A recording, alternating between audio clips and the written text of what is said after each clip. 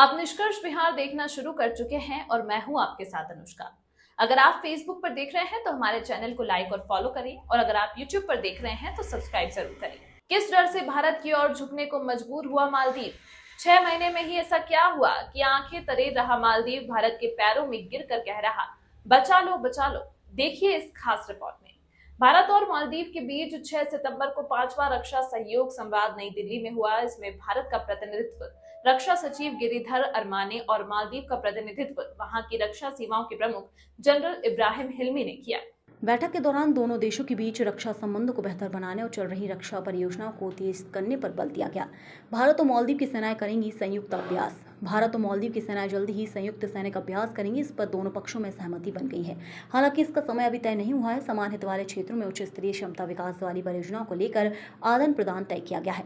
हिंद महासागर क्षेत्र में दोनों पक्षों ने साझा हितों वाले मुद्दों पर एक दूसरे के साथ सहयोग और समृद्धि लाने की तैयारी संभावना पर भी देने का निश्चय किया। अबुझ पहेली की तरह है मालदीव का यू टर्न। भारत और मालदीव के बीच भले ही 5वां रक्षा सहयोग संवाद है, फिर भी इसे लेकर कुछ खास तरह की अबूझ पहेली है जो लोगों के जहन में बार बार टकरा रही है। सामरिक पंडितों की परेशानी पर बल इसलिए भी पड़ रहे हैं कि अंतर्राष्ट्रीय परिस्थितियों में ऐसा कोई बदलाव नहीं हुआ कि लगभग साल भर से आंख तरेरता मालदीव इस तरह झुक जाए। कई कूटनीतिक विशेषज्ञों को तो यह तक मानना है कि भारत और मालदीव के बीच तल्खी का असर मालदीव के पर्यटन पर पड़ा है। इस कारण वहां की अर्थव्यवस्था का बंटाधार हो रहा है। भारतीय पर्यटक लक्षद्वीप वाले विकल्प की ओर ज्यादा गौर कर रहे हैं। मालदीव के राष्ट्रपति मोहम्मद मुइज्जू ने भारत से बॉयकॉट मालदीव कैंपेन के दौरान चीन के पर्यटकों से इसकी भरपाई करने की अपील की थी। मालदीव के राष्ट्रपति मोहम्मद मुइज्जू के चुनाव का मुख्य मुद्दा ही मालदीव से भारत को बाहर करना था। राष्ट्रपति बनते ही उन्होंने कई अंतर्राष्ट्रीय प्रतिनिधियों की मौजूदगी में भारतीय प्रतिनिधियों को डांट पिलाई। उन्होंने साफ कहा कि जल्द से जल्द भारत मालदीव से अपने सैनिकों को हटाए। इसके बाद कई मसलों पर मालदीव के मंत्रियों ने भारत के खिलाफ बयानबाजी की। दोनों देशों के रिश्तों पर जमी बर्फ जून में प्रधानमंत्री नरेंद्र मोदी के शपथ ग्रहण समारोह में मुइज्जू के आने से पिघलनी शुरू हुई, क्योंकि यह अपेक्षा के विपरीत था। फिर भारत के विदेश मंत्री एस जयशंकर के मालदीव दौरे ने तल्खी को तोड़ा और दूर किया। वहीं रिश्तों की खाई इस तरह पटी है कि अब बात फिर से रक्षा सहयोग तक पहुंच गई है। लेकिन सवाल यही है कि भारत का स्टैंड पहले की तरह कायम है। मालदीव का क्यों बदला? कहीं चीन का डर तो नहीं सता रहा? मालदीव को चीन पर बहुत भरोसा था, यहाँ तक कि भारत के विरोध में बोलते हुए मालदीव के नेता चीन से सहयोग मिलने की बात करते थे। पर मालदीव को धक्का ये लगा कि भारतीय पर्यटकों की मालदीव से बेरुखी पाटने के लिए चीन ने कोई मदद नहीं की।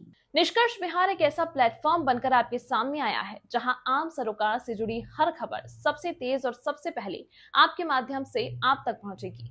आपको सिर्फ इतना करना है कि स्क्रीन पर दिए गए व्हाट्सएप नंबर पर अपने आस पड़ोस गांव शहर की वैसी कोई खबर जो आपके हिसाब से खबर बन सकती हो, आप हमें अपने मोबाइल कैमरे से रिकॉर्ड कर भेजें।